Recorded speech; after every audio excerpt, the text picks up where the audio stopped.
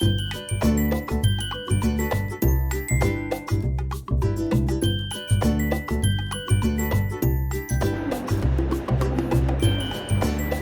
Morning. Good morning sir. आज आप लोगों को क्या पढ़ना है? केमिस्ट्री ना? फ्राइडे केमिस्ट्री पढ़ना है। केमिस्ट्री का पहला चैप्टर कौन सा है? Chemical reaction and equation. तो देखो, केमिकल रिएक्शन पहले इसको पढ़ते हैं।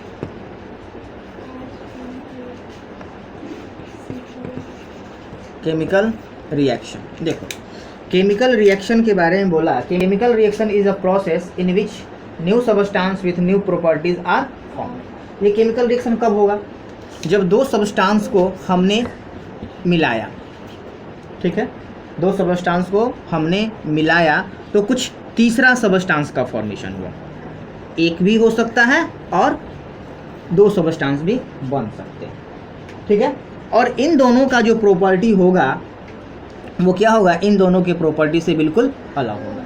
इसीलिए बोला chemical reaction is a process in which new substance with new properties are formed. Okay, देखो केमिकल रिएक्शन में क्या होता है, जब भी हम दो सबस्टांस को मिलाते हैं तो उनमें रीअरेंजमेंट होता है, उनके एटम्स और मॉलिक्यूल्स में रीअरेंजमेंट है। जैसे वाटर है, ये वाटर है और इसमें हमने क्या किया? शुगर ऐड कर दिया। क्या किया बाबू? शुगर ऐड कर दिया इसमें।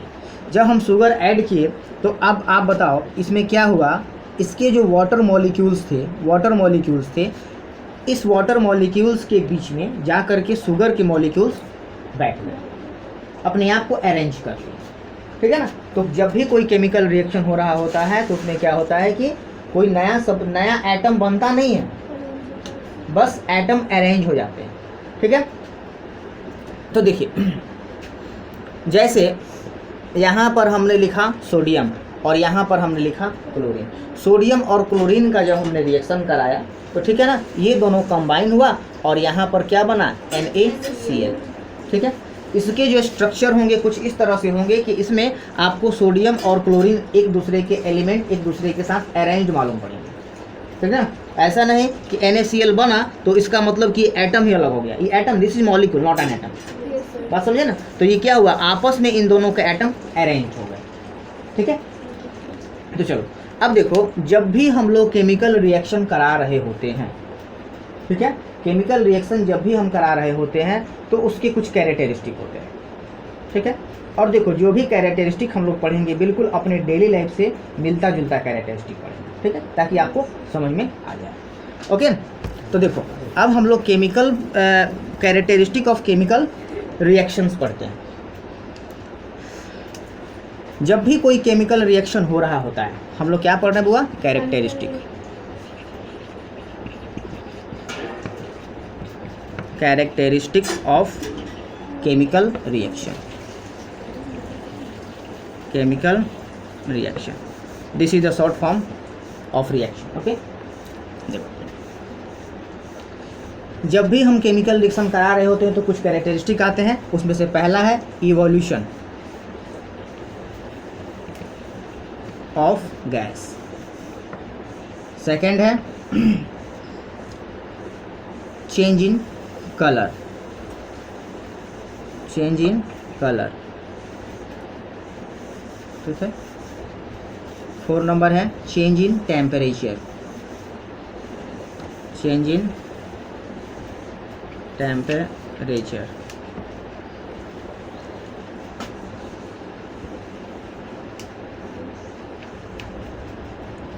फोर्थ है formation of precipitate, formation of precipitate. और फिफ्थ है change in state, change in state. देखो बाबू, इवोल्यूशन ऑफ गैस, आप लोग अच्छा ये बताओ, कभी आप लोगों को एसिडिटी हुआ है?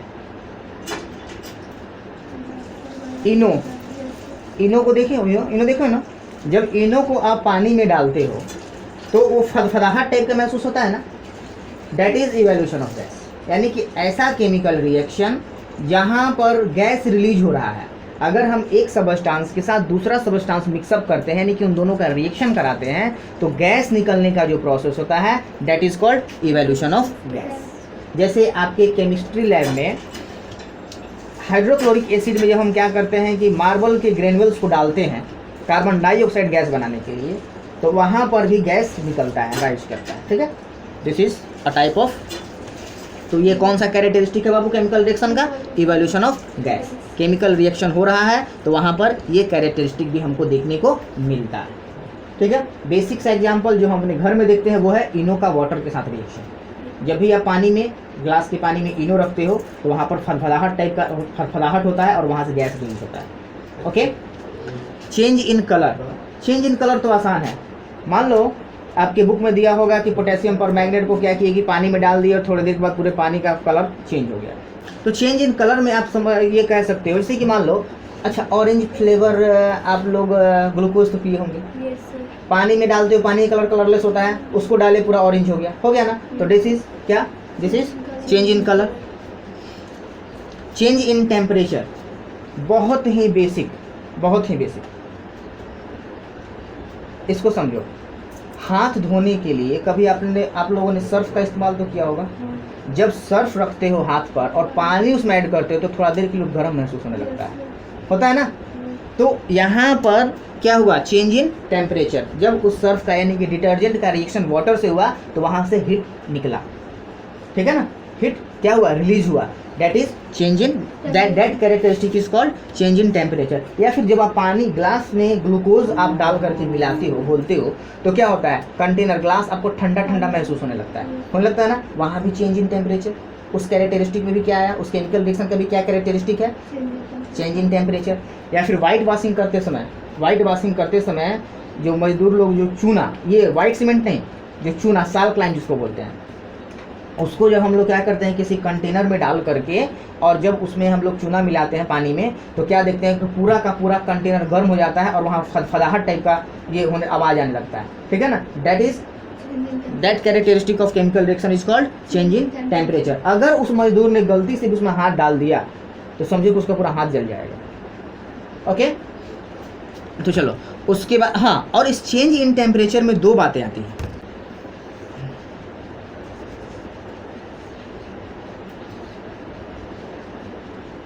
एक होता है exothermic,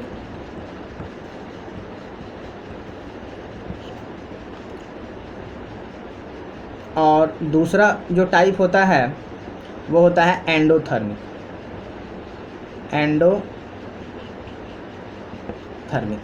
exothermic is the chemical reaction in which heat is released, ठीक है। और जब हीट रिलीज होगा तो क्या होगा? जो रिएक्शन मिक्सर है, रिएक्शन मिक्सर का टेम्परेचर बढ़ जाएगा। जैसा कि मैंने थोड़ी देर पहले आपको बताया, आप हाथ धोने के लिए जब हाथ हथेली पर सर्फ रखते हो, पानी ऐड करते हो, तो वो गर्म होने लगता है, महसूस होता है कि गर्म हो रहा है, कुछ गर्म लग रहा है। That is called exothermic. क्यों? क्योंकि वहाँ से हीट रिलीज हुआ तब ना आपको महसूस हुआ, ठीक है। उसके बाद देखो, मैंने आपको दूसरा बताया endothermic chemical reaction. Endothermic chemical reaction, this is the chemical reaction in which heat is absorb. और जब हीट एब्जॉर्ब हो जाएगा तो क्या होगा?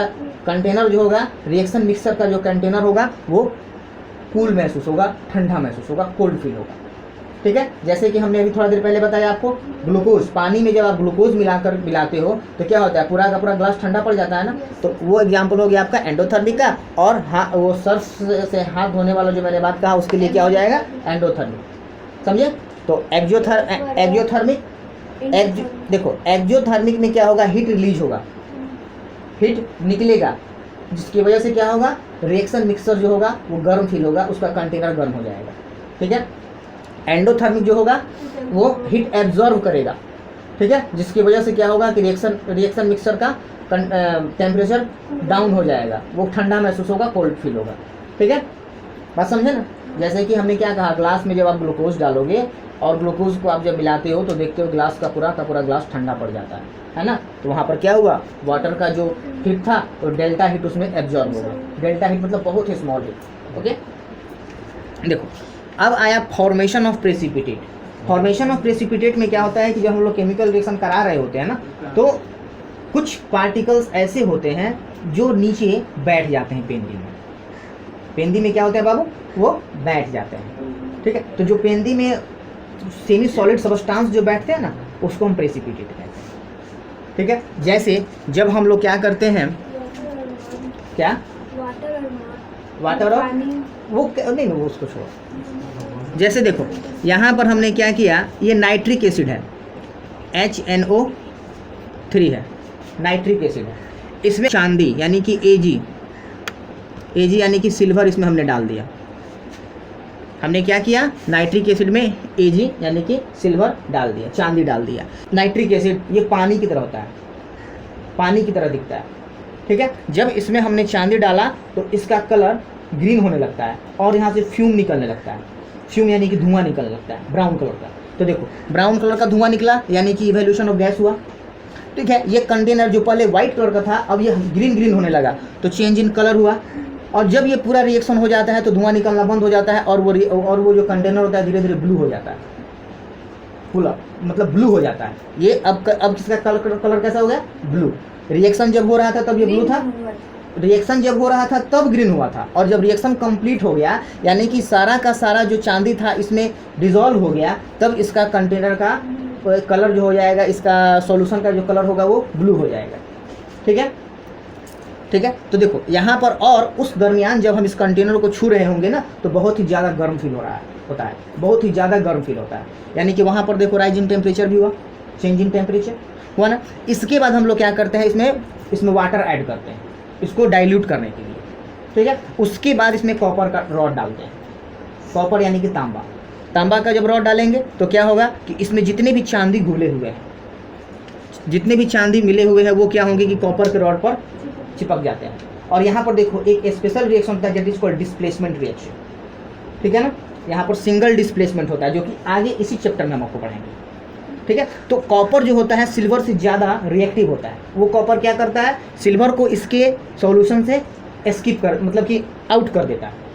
सिल्वर क्या करेगा, इसके सॉल्यूशन से यानी कि यहाँ पर Ag नाइट्रेट, ये सोडियम नाइट्रेट जो बना हुआ है इसमें हमने क्या किया, वाटर ऐड कर दिया। वाटर ऐड कर दिया तो ये डाइल्यूट हो गया, और फिर इसमें हमने क्या किया, कॉपर का एक रॉड डाल दिया, ठीक है। कॉपर सिल्वर से ज़्यादा रिएक्टिव होता है, क्या करेगा, इसके सिल्वर नाइट्रेट का जो सॉल्यूशन होगा उसमें से कॉपर क्या करेगा, सिल्वर को आउट कर देगा, बाहर निकाल फेंकेगा, ठीक है ना, और खुद अपना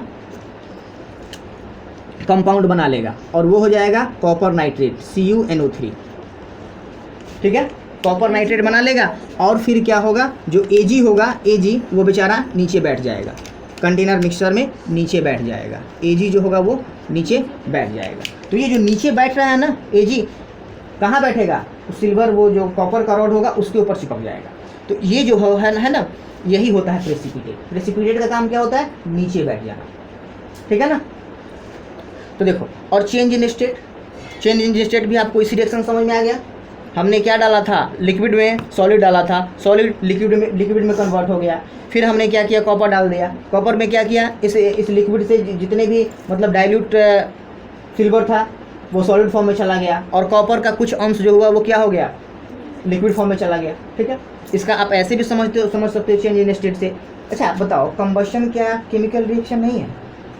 बचपन मतलब कि स्मॉलर क्लास से भी आप पढ़ते आ रहे हो, combustion is a type of chemical reaction. Combustion यानी कि दहन, जलना, ठीक है। तो जब आप कैंडल को जलाते हो, कैंडल सॉलिड स्टेट में होता है या नहीं होता है?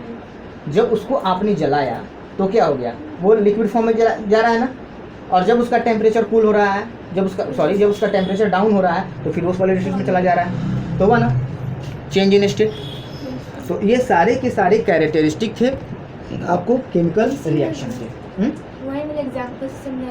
हाँ, चेंज इन स्टेट। तो देखो इसमें तो बताया नहीं तुमको, बताए तो कि चेंज इन स्टेट कैसे हुआ। जैसे कि देखो ये पहले क्या था, जो हमने यहाँ पर तेजाब यानी कि जो एसिड हमें डाला था नाइट्रिक एसिड, वो नाइट्रिक एसिड लिक्विड के फॉर्म में था, और जब हमने इसमें चांदी डाला तो चांदी तो सॉलिड था ना, Ag तो सॉलिड था। तो ये जो सॉलिड था तो ये सॉलिड इसमें आकर के लिक्विड में कन्वर्ट हो गया, अब तो पूरा वाटरी हो गया ना। और उसके बाद जब इसमें हमने इसको डाइल्यूट करके जब कॉपर का रॉड डाला तो कॉपर कैसा था, सॉलिड था। और इसमें जो चांदी था वो लिक्विड के फॉर्म में था, ठीक है ना, सॉल्यूशन के फॉर्म में था, वो क्या हो गया, चांदी अब नीचे प्रेसिपिटेट बैठ गया, यानी कि सेमी सॉलिड ग्रुप में पाउडर के फॉर्म में, ठीक है। और जो कॉपर सॉलिड था वो अब क्या हुआ, उसका थोड़ा थोड़ा वो पतला हो जाता है, कॉपर जो होता है वो थोड़ा थोड़ा पतला हो जाता है, यानी कि कुछ उसका कुछ जो अंश होता है वो लिक्विड फॉर्म में चला जाता है और ये सिल्वर नाइट्रेट कॉपर नाइट्रेट में बदल जाता है। बात समझे? तो यहाँ पर भी चेंज ऑफ स्टेट हुआ या नहीं हुआ? हुआ ना। तो आज की क्लास में बस हम लोग इतना रहने देते हैं और कल हम लोग इसके आगे पढ़ेंगे, ठीक है। कल हम आपको पढ़े, ये तो हमने बताया केमिकल रिएक्शन, कल हम बताएंगे केमिकल इक्वेशन क्या होता है, ठीक है। केमिकल इक्वेशन के बारे में हम लोग अगले क्लास में यानी कि कल पढ़ेंगे। ओके, चलो आज की क्लास में बस इतना ही।